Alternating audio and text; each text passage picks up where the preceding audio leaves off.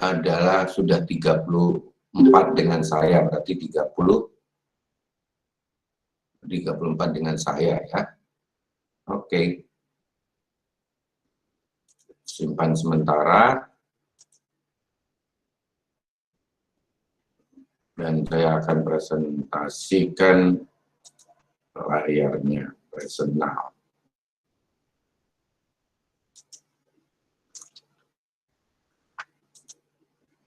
Oke.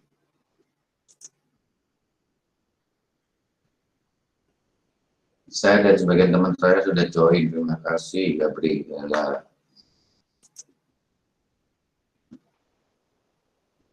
Oke. Jadi ini kita ininya yang akan kita bahas, dan ini adalah topik yang akan kita bahas sekarang. Jadi application of equation, linear inequality, application of inequality, absolute value, summation notation. Ini adalah penerapan di dalam persamaan-persamaan aljabar, kemudian atau persamaan matematika, pertidaksamaan linear, aplikasi dari pertidaksamaan tadi. Jadi kalau dituliskan dengan ini adalah misalnya ini kenapa kok nggak mau dia, ada masalah apa gitu. Nah, mungkin komputernya masih ngantuk ya. Iya, biasa yang pakai kurang tidur.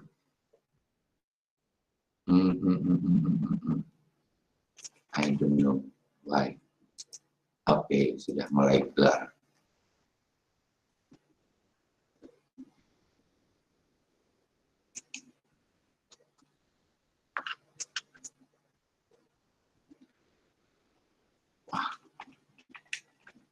Heng.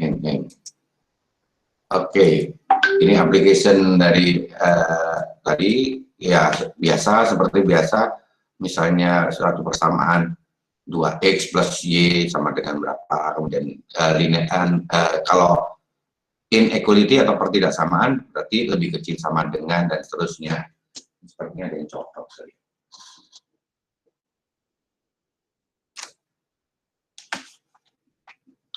Kemudian absolute value yang notasinya seperti biasa di dalam absolute value. Nah, ini baru nge-lag gini ya. Mungkin yang lain. Oh, maaf, ini kelebaran ke sini. Oke. Baru dia tadi ada kesalahan saya. Ini adalah yang tandanya adalah harga mutlak. Jadi misalnya X harga mutlak atau Y harga mutlak, ya, yang pakai tanda garis lurus itu. Kemudian summation yang pakai tanda sigma. I sama dengan 1 sampai 100 misalnya dari angka 5. Jadi 5-nya sebanyak 100 kali dijumlahkan. Itu adalah summation. Kemudian kalau dilihat ini, mari kita mulai dari yang pertama, application of equation. Nah, pasti sudah mengenal semua yang namanya modeling. Walaupun modeling ada dua arti besar ya. Satu, modeling membawakan baju berjalan-jalan di catwalk, itu modeling juga. Tapi kalau di sini modeling adalah, yang dimaksud modeling adalah menampilkan kondisi atau permasalahan dunia nyata dalam bentuk persamaan, ataupun seperti kalau ada pesawat, terus ada pesawat yang dalam bentuk yang sama, atau mobil dengan bentuk diecast, itu mobil-mobilan itu adalah modeling, membuat model. Jadi mencoba mewakilkan apa yang ada di hubungan suatu permasalahan itu dalam bentuk simbol-simbol matematika, atau dalam bentuk yang gambar ataupun bentuk ini.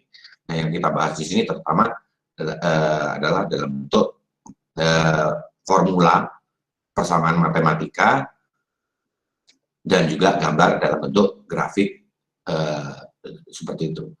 Nah, untuk itu di contoh yang pertama yang kita ini kan adalah saya mencoba pelan. Kalau nanti misalnya saya kecepatan ataupun apa, silahkan langsung ngomong saja, boleh semuanya langsung ngomong bahwa Pak diulangin atau ada pertanyaan ataupun koreksi ya, karena kita belajar di sini. Saya mencoba pelan tapi belum tentu bisa pelan. Oke. Contoh di sini adalah untuk membuat larutan atau campuran larutan. Seorang ahli kimia harus mempersiapkan 350 ml larutan kimia yang terdiri dari 2 bagian alkohol dan 3 bagian asam. Berapakah masing-masing harus digunakan? Nah, kalau menemukan soal seperti ini, maka yang pertama harus dilakukan adalah pertama tandain mana yang penting-penting dulu. Ini tidak penting, hanya sebagai imbuhan kemis. Oh iya, mempersiapkan 350 ml. Ini apa? Kenapa dia tidak mau? Oke. Jadi mempersiapkan 350 ml. Oh, bentuknya larutan, oke. Sesuatu yang terdiri 2 bagian dan 3 bagian. Dan sama nih. Alkohol, asam, atau mau 4 bagian dan lain-lain nggak masalah. Jadi langsung, oh iya ini berarti ada 2 bagian, 2 bagian dan ditambah 3 bagian, ya harus sama dengan 350 ml. Jadi dari sini saja kita sudah, oh iya ini 350. Oh ini 2 bagian. Alkoholnya perlu? Enggak perlu. Kita menghitung berapa bagian. Berapakah masing-masing harus digunakan? Ya sudah bagian. Kalau ini nanti berarti alkoholnya 2 bagian, asamnya 3 bagian. Kalau mau dikasih penjelasan boleh saja untuk memperjelas. Saya biasanya di atasnya saya tulisin alkohol. Yang ini adalah asam. Gitu. Sebagai penjelasan saja. Berarti tinggal ini, oh berarti di sini 5 bagian sama dengan 350. Oke, mililiternya masih ditulis boleh, tidak juga boleh. Nah, kemudian berarti 1 bagian sama dengan 350 dibagi 50. Iya, sama dengan 70 mililiter. Dari sini saya sudah tahu kalau biasa menghitung di luar kepala sudah tahu, oh alkoholnya 140 Pak, asamnya perlunya 210 ml.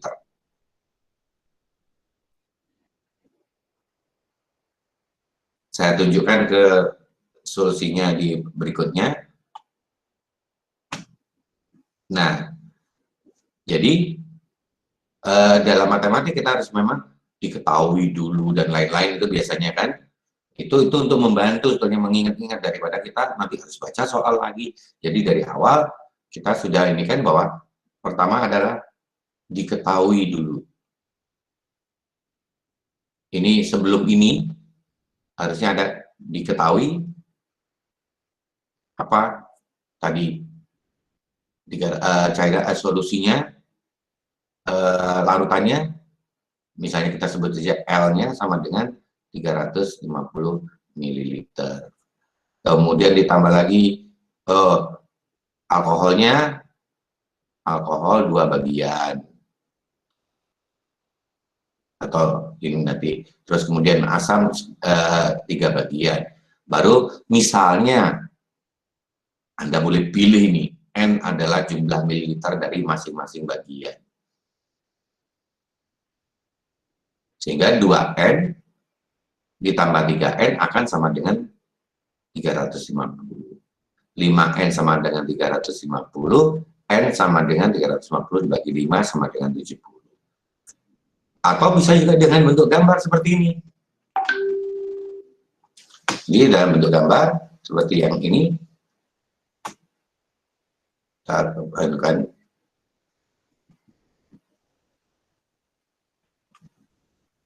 dalam bentuk gambar ini, saya coba besarkan dikit supaya kelihatan.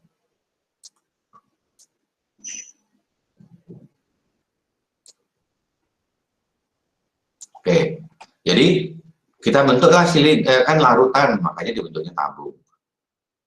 1, 2, 3 bagian dari asam, 1, 2 bagian alkohol. Sehingga kalau dijumlah ini ada 5 bagian, yang masing-masing adalah 70 sehingga mendapatkan 350. Jadi gambar akan mempermudah Anda nanti dalam membayangkan, oh iya ini apa yang mau saya pakai. Alkohol sama dengan 2N, asam sama dengan 5N. Itu sama dengan 350. Sehingga kita bisa buat persamaan atau model matematikanya. Jadi jangan takut kalau dengan membuat model matematika, ini loh model matematika. Ya. Masing-masing bagian 70 sehingga jumlah alkoholnya adalah, nah, karena Anda itu adalah orang akuntansi atau orang matematika, maka penjelasan ini perlu.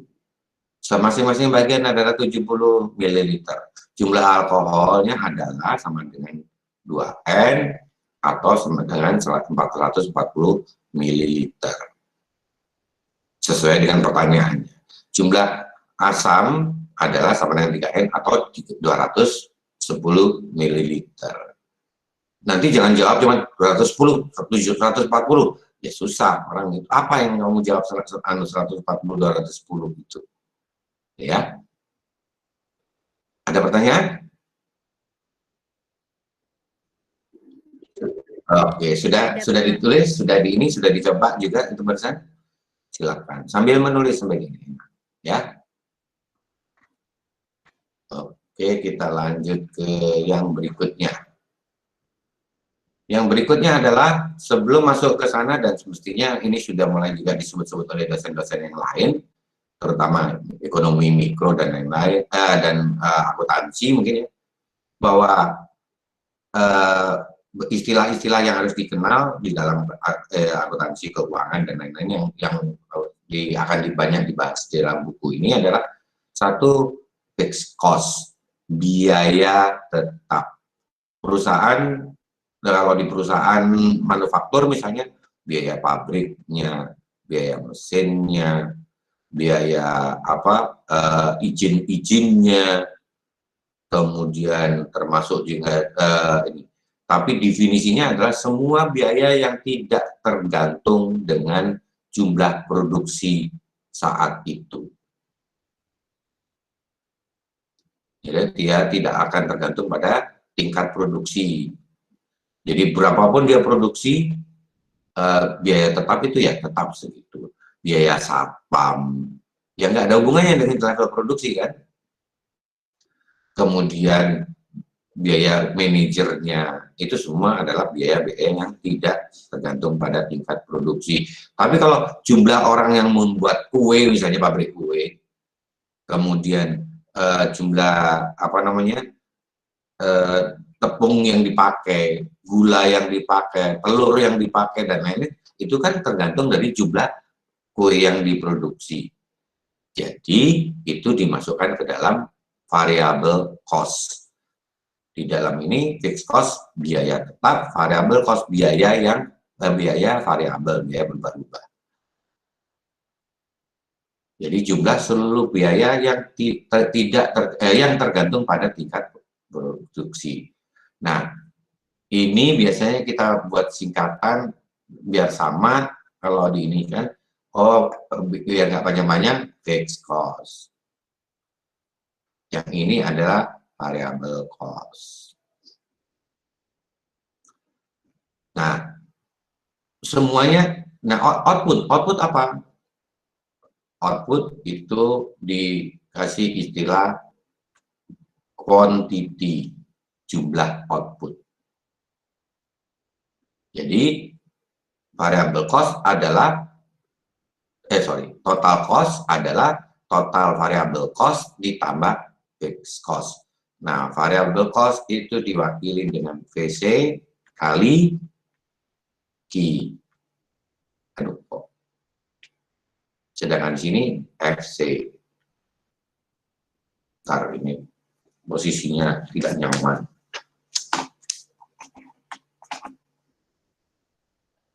Ternyata saya belum bisa nulis ya. Harus sekolah SD lagi. Susahnya pakai ini, pakai apa namanya? Pakai digipad itu. Jadi sini adalah variable cost dikalikan dengan quantity fixed cost. Total biaya. Kemudian yang berikutnya adalah total revenue atau total pendapatan.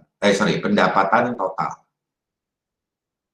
Kalau ini biaya total.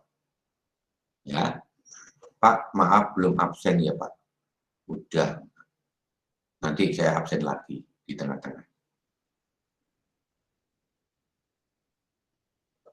Jadi total revenue adalah atau pendapatan total adalah harga per unit dikalikan jumlah yang dijual. Harga per unit biasanya kita wakilkan dengan huruf P, price, dikalikan quantity yang dijual.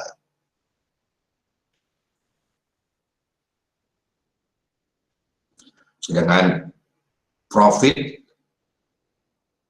atau profit or loss adalah total revenue dikurangin dengan total cost. Jadi labanya atau rugi, bisa laba bisa rugi, karena kalau misalnya total cost-nya lebih besar dari revenue ya rugi, gitu ya. Maka pendapatan total dikurangin total biaya. Nah, ini adalah juga sama sudah menjadi modeling matematika. Ya.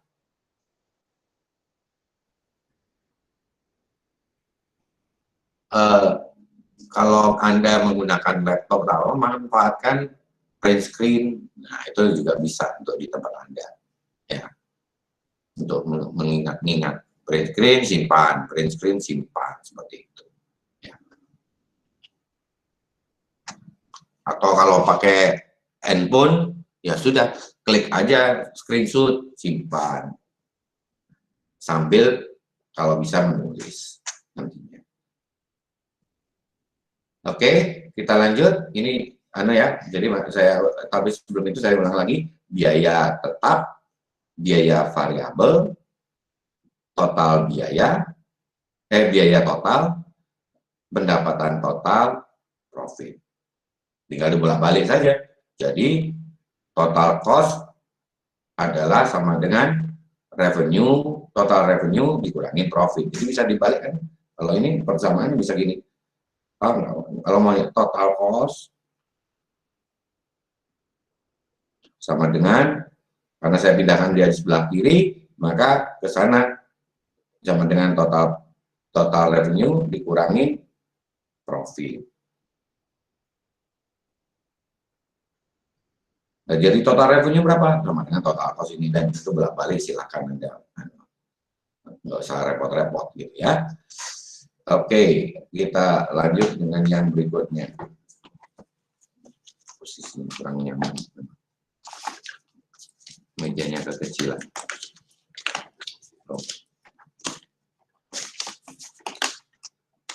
Mari kita lanjut dengannya.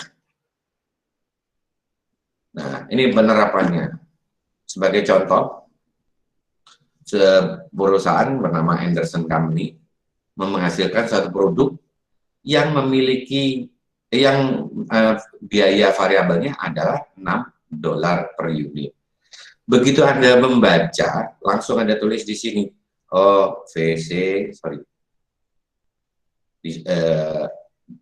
coret-coretan dulu, OVC sama dengan $6. Kemudian fixed cost FC, diketahui FC sama dengan $80. Masing-masing masing-masing unit akan dijual dengan harga $10. Oh, harganya sama dengan $10. Tentukanlah jumlah unit yang harus dijual jika perusahaan ingin memperoleh pendapatan $60.000. Oh, dia ingin profit adalah sama dengan 60.000.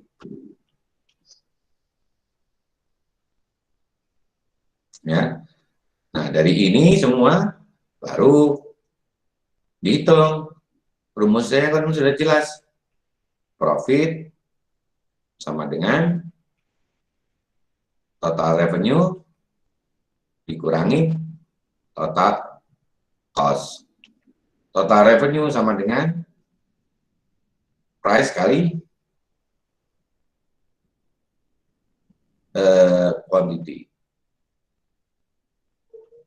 Ini total cost ini sama dengan dalam kurung variable cost kali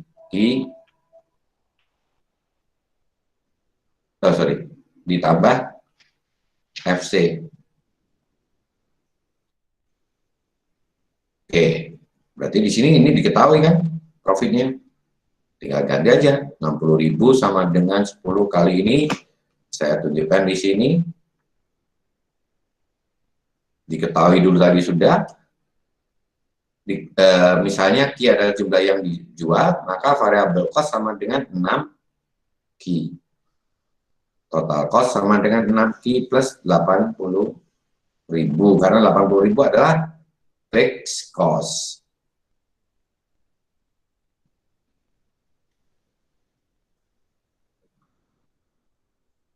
Kemudian total revenue adalah 10. Karena profit adalah sama ya.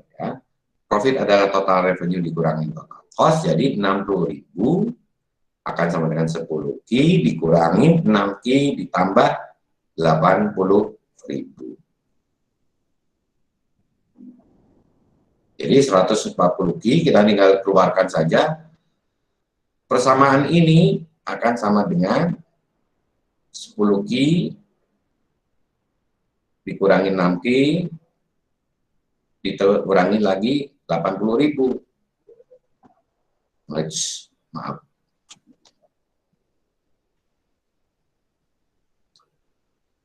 Jadi yang persamaan ini tadi, ini mungkin tulisannya gede-gede. Jadi di sini sama dengan 10Q dikurangin, karena dia keluar kan, kurang 6Q. Ini keluar juga berarti jadi minus 80.000. Karena 80.000 ini sama tidak punya Q juga, maka kita pindahkan ke kanan 140.000. Pindah ke kanan jadi positif 60 ditambah 40, jadi 140 ini berasal dari 60.000 ditambah 80.000. Sedangkan 4Q adalah 10Q dikurangin 6Q. Jadi Q-nya adalah 35.000. Oleh karena itu, untuk memperoleh keuntungan sebesar 60.000, Anderson harus menjual sebanyak 35.000 unit. Nah, bagaimana kalau misalnya pertanyaannya ditambah?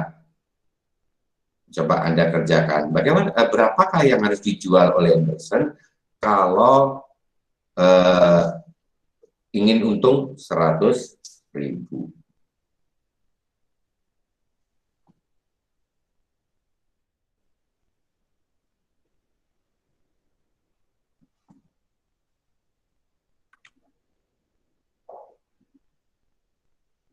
Jadi keuntungannya adalah 100.000 yang diinginkan.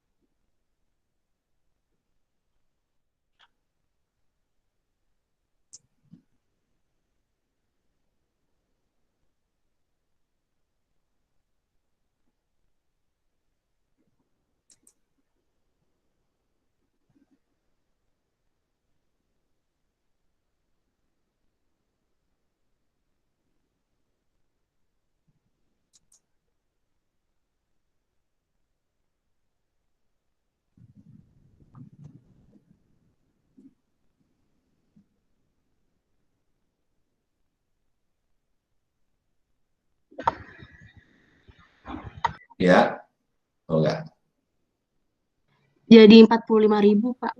45.000. Betul. Mudah ya. Kecuali kalau pertanyaannya biasanya muter-muter. Bagaimana untuk mendapatkan apa? Berapakah eh, jika ada pajak, misalnya gitu-gitu ya. Nah, itu akan menambahkan variabelnya di dalamnya. Jika ada pajak sebesar 10% dan lain-lain gitu, itu akan menambahkan dalam persamaan ini. Nanti dulu ya, itu kita lanjut aja dulu dengan yang berikutnya. Jadi 45.000 semua benar sama semua kira-kira. Sama, Pak. Nah, ada yang beda? Nggak apa-apa kok beda, beda oh di mana? Makanya kita jelaskan juga bareng-bareng. Nggak ada, sama semua. Oke, good. Kita lanjut ke yang berikutnya adalah kalau kita berhubungan dengan persamaan yang berhubungan untuk membuat model matematika untuk investasi. Nah, ini hubungannya dengan persen. Walaupun saya mungkin sebagian besar paham tentang persen, tapi mari kita ingat kata-kata persen sendiri berasal dari persen. Sen itu adalah century. Per itu ya per. Jadi per sen. Jadi kalau per 1.000 per mil. Ini adalah simbolnya adalah persen. Kalau ini simbolnya adalah per mil. Seperti persen maunya 2. Ya. Ini per mil. Yang ini persen. Jadi kalau 6% berarti 6 dibagi 100. Yang ini per mil ya 6 bagi 1.000. Kemudian kalau 5,75 ya 5,75 dibagi 1.000. Gitu ya. Nah, di sini kita hubungannya dengan investasi. Misalnya saja di sini apa namanya? Lukas memiliki uang 60.000 $10.000 misalnya ya Lukas ya. Kemudian dia ingin menginvestasikan uangnya tersebut ke modal Ventura atau bisnis Ventura A dan bisnis Ventura B. Dan pada akhir tahun kalau di ini bisnis A dan B itu akan menghasilkan masing-masing return. Nah, istilahnya return bukan laba ya, return. Jadi kalau menanamkan saham itu adalah berapa tingkat pengembaliannya, returnnya. Di sini 6% dan yang B adalah 5,75%.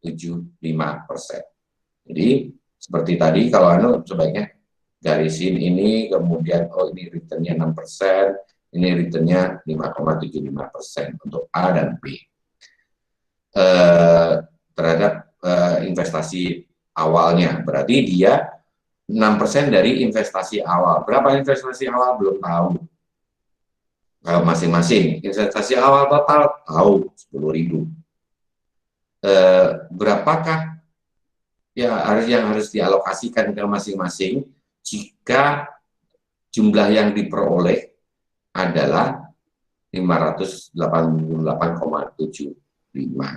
Berarti kita punya nanti ada investasi yang ke A, kita umpamakan misalnya anggap saja lah X sama dengan investasi ke A. Jadi berarti investasi ke B, maka investasi ke B akan sama dengan 10.000 dikurangin X. Ya kan?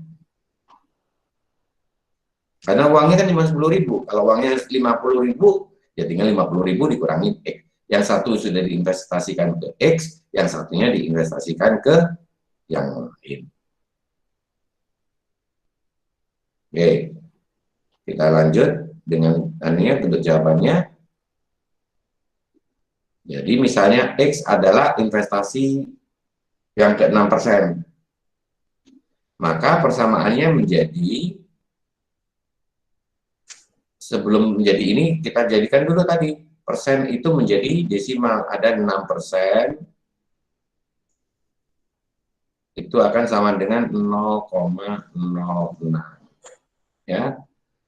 Kemudian yang 5,75% akan sama dengan 0,0575.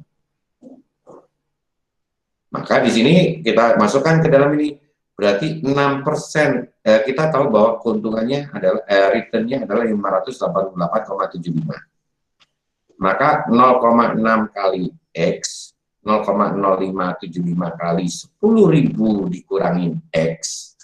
Ini yang B kan? Ini adalah investasi ke A, ini investasi ke B.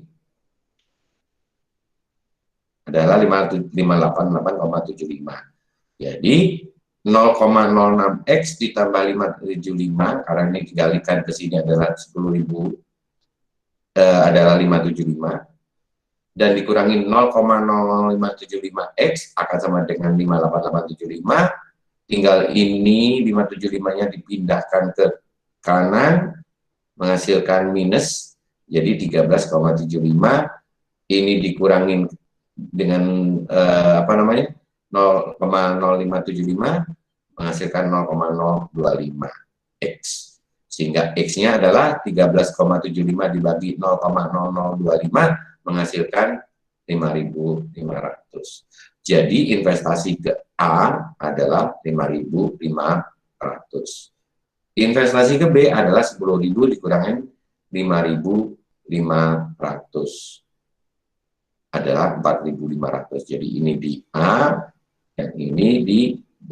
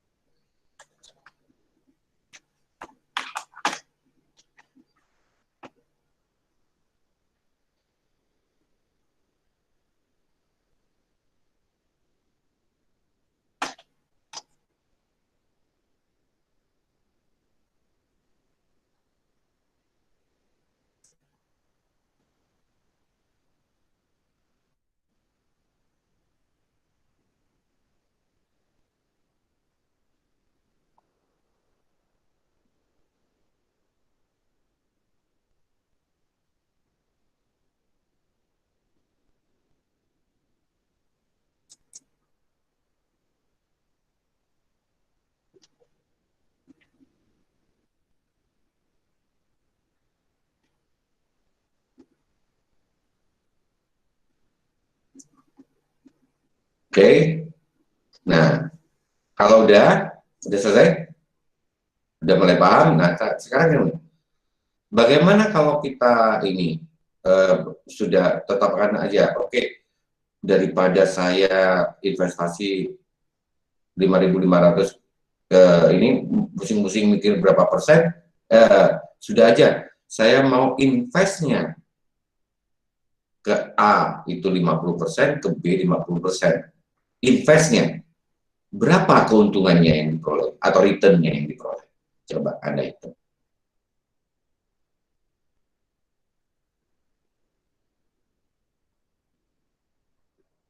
Kalau di sini kan returnnya diketahui, kalau ini enggak, sekarang dibalik. Kalau saya investnya ke A 50%, ke B 50%, berapa return yang diperoleh? Dan lebih baik mana return itu dengan return yang ini?